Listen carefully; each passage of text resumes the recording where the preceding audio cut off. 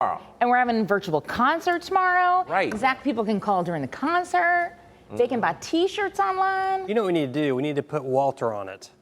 A Walter push late in the game. Slacking. Can he come tomorrow? Can he answer the phone?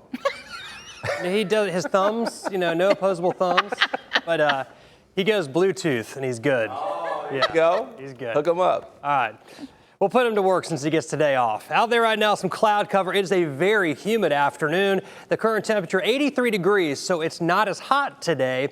It's every bit as humid, though, with a dew point of 74. Makes it feel like it's 89. There's a south breeze at 17 miles per hour, indicating the front has not come through just yet.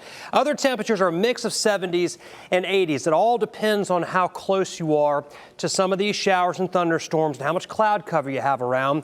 When you factor in the dew points here, in some areas it does feel like it's in the low 90s, but nothing like this time yesterday where we had temperatures that were in the upper 80s and low 90s and the same amount of humidity, and that resulted in heat index values in the upper 90s and low 100s. Still have some showers in the northern neck around Reedville and a thunderstorm from near Kilmarnock and Whitestone down across the river into Deltaville and Fishing Bay. Then south down Route 17 out of Saluda down toward Gloucester, some heavy rainfall there. Big storm continues South Hill all the way down 85 across the North Carolina line and back to the west down Route 58. This one has dumped a tremendous amount of rainfall. It hasn't moved much at all, and so we're looking at a bullseye of 3.3 inches, and it's still raining hard in that area. So wouldn't be surprised to see a flood advisory coming out shortly for them. There's the front. Notice a few little showers trying to develop also across parts of Spotsylvania County. This front is moving about as fast as you could walk. It is creeping in our direction. It's not going to come through Richmond until a little bit after midnight tonight.